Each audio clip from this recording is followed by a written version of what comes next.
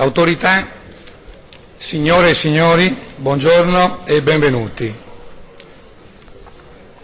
Ringrazio anticipatamente per la numerosa e qualificata presenza che rende veramente questa Casa delle Imprese un momento particolare, un momento attento alle dinamiche dell'economia, ma soprattutto anche un momento di attenzione di questa particolare rallentamento, ma che mette in una condizione estremamente utile e doveroso da parte mia mettere in evidenza alcuni passaggi fondamentali della nostra regione, della nostra provincia, ma che mi incute particolarmente in un sano ottimismo da imprenditore quale sono, intravedendo nei passaggi internazionali, europei, italiani, veneti e trevigiani, che siamo particolarmente attenti a queste dinamiche, ma siamo anche particolarmente attenti a vedere l'attenuarsi di questo rallentamento e cominciare a vedere un po' di luce in fondo al tunnel. Leggo un messaggio dell'assessore onorevole Elena Donazzan, che si scusa per l'impossibilità a partecipare, ma porta i suoi saluti a questa platea e desidera che appunto venga letto questo suo messaggio. Il periodo economico che stiamo vivendo non è certo dei migliori, sia per le caratteristiche di una crisi internazionale, sia per l'impossibilità di fare previsioni certe sulla sua durata. Più che mai è il momento di analizzare il sistema produttivo partendo dalle realtà più dinamiche del Paese.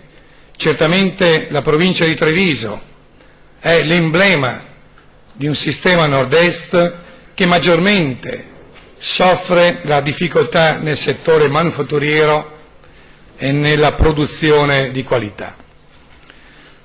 Sono convinta che proprio partendo dalla nostra tradizione e dalle nostre risorse culturali è patrimonio di conoscenze che potremmo rilanciare attraverso le stesse il sistema economico, improntandolo ad una necessaria innovazione. Le nostre capacità imprenditoriali, la preparazione dei nostri operatori e la laboriosità delle nostre genti garantisce una solida certezza nell'affrontare positivamente la situazione.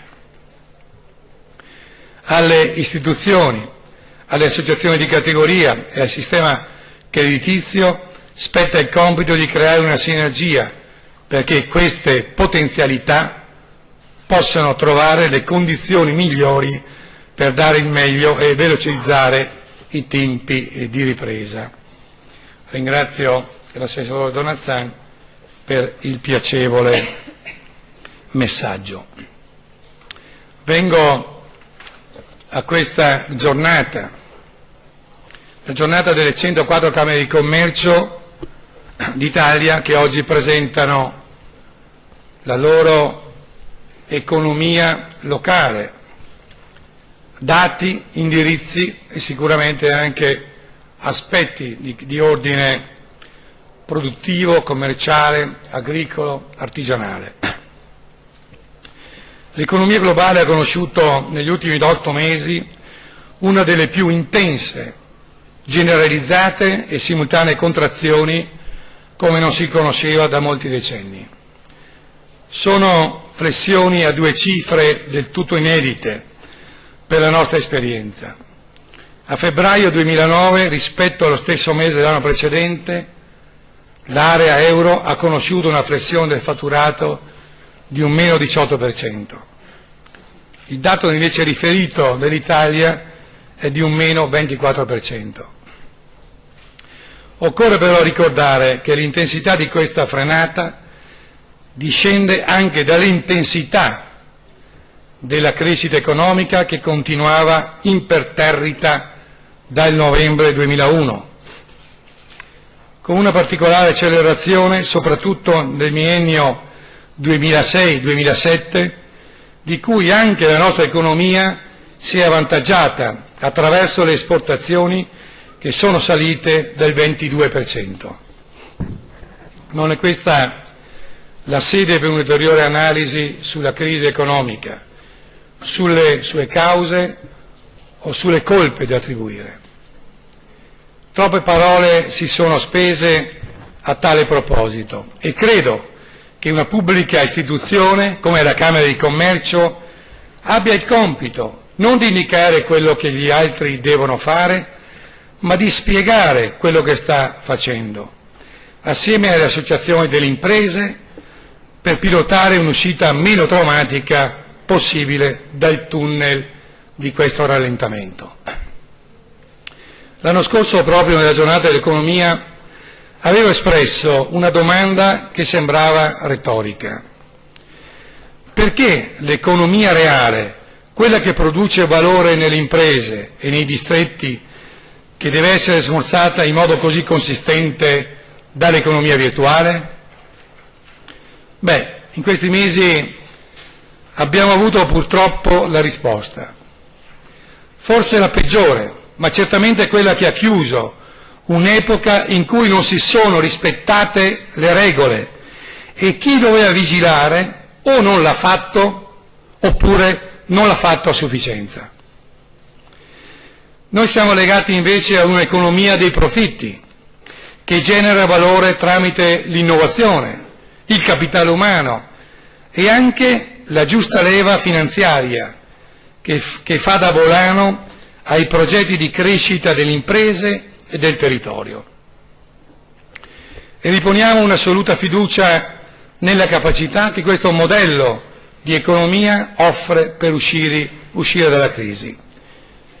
Individuare il punto di svolta di questa difficile congiuntura è sicuramente essenziale, sia per approntare tutti gli strumenti che ci permettono di resistere senza ulteriori danni, sia per essere pronti a riprendere immediatamente quando i segnali di ripresa saranno più forti e concreti. In quest'ottica intendo svolgere l'intervento introduttivo della 7ª giornata dell'economia, che accomuna appunto le 104 Camere di Commercio d'Italia e che sono, credo, imparziali osservatori dell'economia reale. Mettiamo a disposizione della comunità locale un set qualificato di informazioni e dati di prima mano per contribuire ad individuare le risposte più idonee ad affrontare il cambiamento che stiamo vivendo come imprese, come consumatori e come cittadini.